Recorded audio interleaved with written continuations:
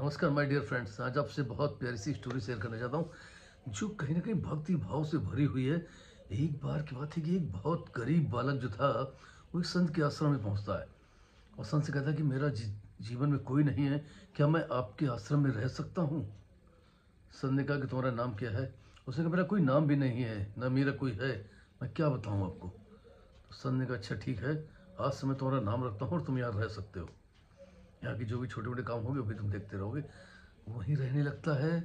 संत उसको रामदास का नाम देते हैं। वो आश्रम का सारा काम संभालने लगता है, जो भी उससे बन पड़ता है करता रहता है और अपना उसी में आराम से रहना लेने लगता है। कुछ समय गुजर जाने के बाद गुरुजी कहते हैं कि अब मुझे जो है तीर्थ यात्रा पर जाना है। और जैसे ही तीर्थ यात्रा की बात सुनते हैं तो सभी जितने वहाँ से सब कहने गुरुजी हमको भी चलना है, गुरुजी हमको भी चलना है, गुरुजी हमको चलना है। जब सबके मुँह से गुरुजी बात सुने तो असमंजस में पड़ गए। फिर आश्रम की देखरेख कौन करेगा, आश्रम की साफ सफाई कौन करेगा, भगवान को भोग कौन लगाएगा, ठाकुर जी को। चिंता में थे कि तभी उस बालक ने कहा, रामदास ने, कि आप मुझे बता दीजिए, मैं आश्रम में ठहर जाता हूँ और यहाँ जो भी आप काम बताएंगे मैं उसको निपटाता रहूँगा। तो उनका अच्छा देखो रामदास, आश्रम इतना बड़ा है, उसका तुम साफ सफाई कर पाओ ना कर पाओ, लेकिन मंदिर का जरूर ख्याल रखना, उसकी साफ सफाई करके ठाकुर जी को भोग जरूर लगाना। बिना उनको भोग लगाए जो है भोजन ग्रहण मत करना, ये नियम है यहाँ का। उन्होंने कहा ठीक है गुरुजी, जैसा आपका आदेश वैसा ही होगा। सारे लोग तीर्थ यात्रा पर चले जाते हैं, सारे शिष्य चले जाते हैं। रामदास वहीं रुक जाता है, डेली अपना कामकाज शुरू करता है। कामकाज करने के बाद अपना खाना पकाता, खाना पकाने के बाद जो है 3 थालियाँ लगाता है, ठाकुर जी के लिए, मतलब श्री राम जी के लिए, सीता मैया के लिए, लक्ष्मण जी के लिए और हनुमान जी के लिए। सबके लिए थाली लगाता है, क्योंकि संत जी ने जब कहा था कि तुम ठाकुर को भोग लगाना, तो बेचारा अवश्य सा बालक था। उसने कहा कि अच्छा ये तो बताइए, मैं इनको भोग लगाऊंगा तो ये भोजन करेंगे, मैं इनकी सेवा करूंगा जैसा कि आपने कहा है, लेकिन मेरा इनके बीच का रिश्ता क्या है। तो संत उनसे कह गए थे कि जो वो हैं राम जी हैं, उनके बगल में उनकी पत्नी सीता जी हैं, उनका छोटा भाई लक्ष्मण है। राम जी आपके पिता तुल्य हैं, पिता हैं, सीता माता हैं, लक्ष्मण चाचा हैं, और जो हनुमान जी हैं वो आपके भाई हैं, बड़े भाई। इन्हीं रिश्तों के साथ वो उनकी सेवा कर रहा था। इन्हीं रिश्तों का मर्यादा रखते हुए उसने जो है उनके लिए भोजन पकाया और उनके सामने रखा। उसने कहा कि लीजिए भोजन ग्रहण करिए। अब ठाकुर जी तो भोजन करने से रहे। उनको लगा, उसने कहा अच्छा अच्छा, पहली बार हमारे हाथों से आप भोजन ले रहे हैं तो उसको शर्म लग रही, शर्मा रहे होंगे। चलिए अच्छा कोई बात नहीं, मैं पर्दा डाल देता हूँ। पर्दा डाल दिया, तब भी भोजन एटीडीज रखा रहा और रोटियाँ वैसे ही रखी रहीं। वो गुस्सा हो गया। उसने कहा कि ये क्या कर रहे हैं आप, मैं आपके लिए इतना खट मर के जो है सारा काम करने के बाद भोजन पका के लाया हूँ और आप भोजन ग्रहण नहीं कर रहे हैं। ये अच्छी बात नहीं है। अगर आप भोजन ग्रहण नहीं करेंगे तो मैं भी नहीं करूँगा और मैं मर जाऊँगा जा करके। काफ़ी देर तक बैठा रहता है लेकिन कोई हलचल नहीं होती है। तो आखिर गुस्से में घर से बाहर निकलता है, कहता है कि मैं नहीं, मर ही जाऊँ जा करके। और वो जैसे ही जाने लगता है तो रामचंद्र जी हनुमान जी से कहते हैं, अरे जाओ इस लड़के को रोको, नहीं तो वास्तव में ये मर जाएगा।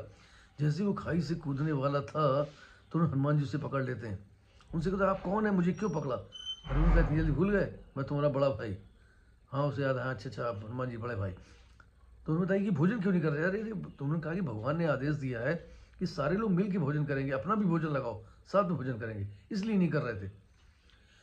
उसने कहा अच्छा अच्छा ये बात है। उसने चारों लोगों के साथ अपनी भी थाली लगाई, सबने मिल बांट के भोजन किया और ये प्रक्रिया काफ़ी दिन तक चलती रही। लेकिन फिर उसको लगा कि रामचंद्र जी कुछ करते हैं नहीं, माता भी कुछ नहीं करती हैं, अरे कुछ करेंगे नहीं तो ऐसे बीमार पड़ जाएंगे, तो क्यों नहीं इनसे मैं बात करता हूँ आज जा करके। उन गए सीधे और राम जी से उन्होंने कहा, रामदास जी ने, कि पिताजी देखिए एक बात सुनिए, आप दिन भर ऐसे ही बैठे रहेंगे खाते रहेंगे तो दिक्कत में आ जाएंगे, आप भी कुछ काम काज करिए। तो उन्होंने कहा बताओ बेटा मैं क्या कर सकता हूँ। उन्होंने कहा कि आप पत्तल गाठिए और माता जी आप जो है रसोई संभालिए, लक्ष्मण जी आप सब्जियां तोड़ करके लाइए और हनुमान जी आप लकड़ियाँ लेकर के आइए।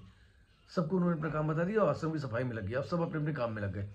यूं ही चलता रहा। लोग परिवार के साथ काम एकदम परिवार की तरीके रहने लगे, भोजन पकने लगा, खाने लगे।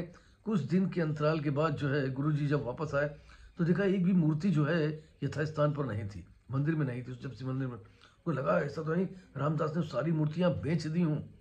गुस्से से रामदास जी के पास आए, मगर रामदास कहाँ है वो सारी मूर्तियाँ। अरे उन्होंने कहा कि अपने काम में लगे होंगे, सब काम में लगे होंगे, हाँ कहाँ होंगे। अरे उनका देखो कुछ किचन में होंगे, सारे लोग रसोई घर में होंगे।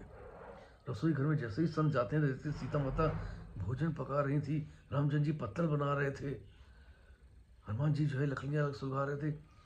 देखते ही जो हतप्रत हो गए और वहीं पर गिर पड़े। तब तक सारे भगवान अंतर ध्यान होकर के अपने यथा स्थान पर आ चुके थे। वो जब मंदिर में दौड़ के जाते ही देखते सारे अपने स्थान पर बैठ चुके थे। वो तुरंत आते हैं और रामदास के पैरों में गिर पड़ते हैं कि रामदास, तुमने तो ईश्वर के दर्शन मुझे करा दिए, धन हो तुम। और उन्होंने कहा कि आज भी भोजन करने भगवान आते हैं, लेकिन आप रामदास के जैसे उन्हें बुलाना तो सीख जाएं। अगर ये आप रामदास बन जाएंगे तो निश्चित तौर पर भगवान आपके बुलावे पर आएंगे भी और आपका भोजन पकाएंगे भी। तो इसी बात है। Thank you very much everybody, I love you all. श्रद्धा, समर्पण और सबूरी। श्रद्धा में रहिए, समर्पण में रहिए, निश्चित तौर पर ईश्वर हर पल आपके साथ है।